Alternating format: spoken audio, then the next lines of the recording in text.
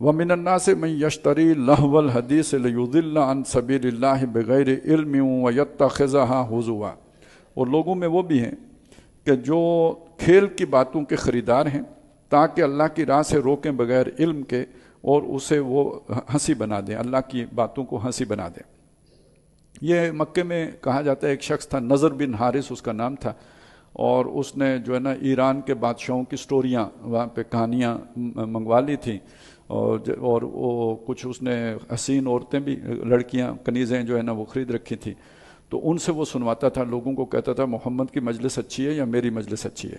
اور پھر اگر کوئی اسی طرح کوئی اس طرف مائل ہونے لگتا تو کوئی بہت ہی اچھی اس نے ڈانسر رقاصہ بھی لائی ہوئی تھی کہیں مصر سے، تو پھر اس کا ڈانس اسے دکھاتا، گانا سناتا، تو کہتے ہیں دیکھو نا ادھر مزہ آتا ہے یا وہاں جا کے، وہ تو بہت مشکل باتیں کرتے ہیں، ہم تمہیں دیکھو نا یہ دنیا کی رنگینیاں دکھاتے ہیں، تو ادھر آیا کرو ادھر نہ جایا کرو۔ اچھا، یہاں پہ اس چیز کو میں چاہتا ہوں کہ ذرا سامنے لے آؤں آپ کے، کہ یہی وہ چیز ہے جس نے آج فلم انڈسٹری اور سپورٹس انڈسٹری کی صورت اختیار کی ہے، اور ان دونوں چیزوں کا تعلق ہمیشہ سے جو ہے نا وہ کاروبار کے ساتھ رہا ہے۔ آگے بھی ہم پڑھیں گے کہ یہ کھیل اور تجارت آپس میں جڑے ہوتے ہیں، اور اس کا طریقہ یہی ہوتا ہے۔ ابھی آپ نے دیکھو یعنی یہ بازاروں میں وہ جو مجمع لگاتے ہیں تو وہ بھی پہلے کوئی کھیل پیش کرتے ہیں، کوئی سانپ ہے، کچھ ہے، وہ یہ بندر ہیں، اس کے کوئی تماشے دکھائیں گے، جب مجمع جمع ہو جائے گا تو اس کے بعد پھر وہ اپنی پوڑی بیچیں گے، جو بھی ان کے پاس وہ گولی ہوگی طاقت والی تو وہ اس کے بعد بیچیں گے، نہیں تو لوگ اگر پہلے ہی سے وہ اس پوڑی کی بات کریں تو کچھ ہی نہیں آئے گا۔ اسی طرح ہم ٹیلی ویژن کے آگے بیٹھتے ہیں کھیل دیکھنے کے لیے، وہ کھیل فلم والا کھیل ہو، ڈرامہ ہو، کوئی فلم ہو، یا وہ کھیل کرکٹ کا کھیل ہو یا ہاکی کا کھیل ہو یا کوئی بھی سپورٹ ہو، لوگ اس کے لیے بیٹھتے ہیں، پھر بیچ میں اپنا ایڈ چلایا جاتا ہے۔ تو یہ اس لیے جتنی بھی کاروباری کمپنیاں ہوتی ہیں اسے سپانسر کر رہی ہوتی ہیں،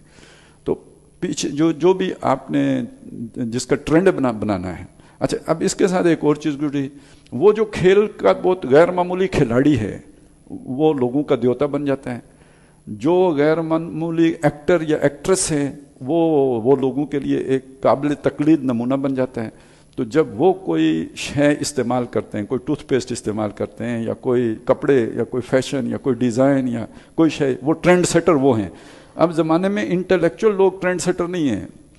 لقمان حکیم ٹرینڈ سیٹر نہیں ہے، علامہ اقبال ٹرینڈ سیٹر نہیں ہے،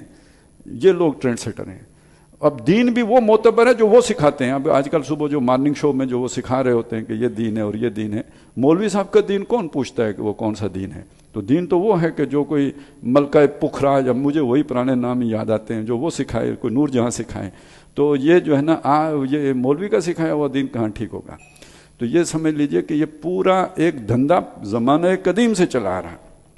اس نے بھی اسی راستے سے لوگوں کو گمراہ کرنے کی کوشش کی۔ اب اس کے اندر پیسہ کتنا ہے، سپورٹس انڈسٹری میں کتنا پیسہ ہے، فلم انڈسٹری میں کتنا پیسہ ہے، اس کا ہم سوچ بھی نہیں سکتے۔ ایک ایک کھلاڑی کتنا امیر کبیر شے بن جاتا ہے وہ۔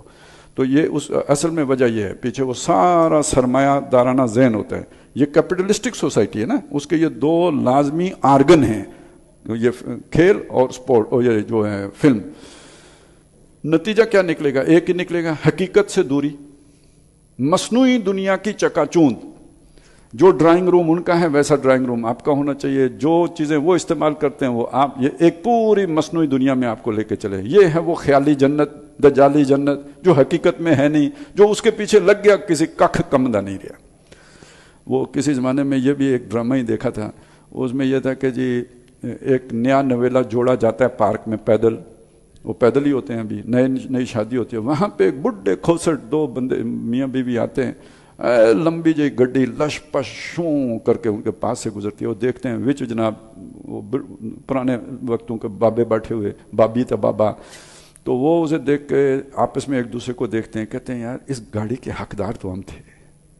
اللہ نے حسن ہمیں دیا، خوبصورتی ہمیں دی، تو یہ کیا ان کے ساتھ یہ گاڑی سوٹ نہیں کرتی۔ ادھر ہی وہ طے کرتے ہیں کہ جی ہم بھی یہ گاڑی خریدیں گے۔ پھر خریدیں تو وہ دونوں جاب بھی کرتے ہیں، محنت بھی کرتے ہیں، کھاتے بھی تھوڑا ہیں، ہر طرح سے بچت کرتے ہیں، اور گاڑی گاڑی گاڑی گاڑی گاڑی، آخر جب گاڑی خریدتے ہیں اور وہ بازار میں اسی پارک میں جاتے ہیں، عرصے کا ارمان ہے اب نکالنے، وہاں جاتے ہیں پارک میں، وہاں ایک اور نیو بیوتا جوڑا ہوتا ہے، وہ انہیں دیکھ کے وہی اسی خواہش کا اظہار کریں، کیونکہ یہ بھی کھوسٹ ہو چکے ہوتے ہیں۔ یہ ہے دجال کی جنت، جس کے پیچھے دوڑ دوڑ دوڑ کے جو ہے نا بہت نکلے میرے ارماں مگر پھر بھی کم نکلے والی صورت ہمیشہ رہتی ہے۔ اور یہ اس میں ڈالتا کون ہے آپ کو اس چکا چوند میں؟ نظر کو خیرہ کرتی ہے چمک تہذیب حاضر کی، یہ سنائی مگر جھوٹے نگوں کی ریزہ کاری ہیں۔ تو یہ جھوٹے نگوں کی ریزہ کاری آئیڈیل کیسے بنتی ہے؟ جن کو آپ نے آئیڈیل بنایا ہوتا ہے، جب وہ کوئی اس طرح کا کھوتے والا کام کرتے ہیں تو آپ سمجھتے ہیں اسی کام کے اندر جو ہے نا حکمت ہے، دانائی ہے۔ اور اصل حکیم تو یہ ہیں کہ جو یہ کھا رہے ہیں وہ اچھی شے ہوگی، جو یہ پی رہے ہیں وہ اچھی شے ہوگی، جو یہ پہن رہے ہیں وہ ضرور اچھا ہوگا۔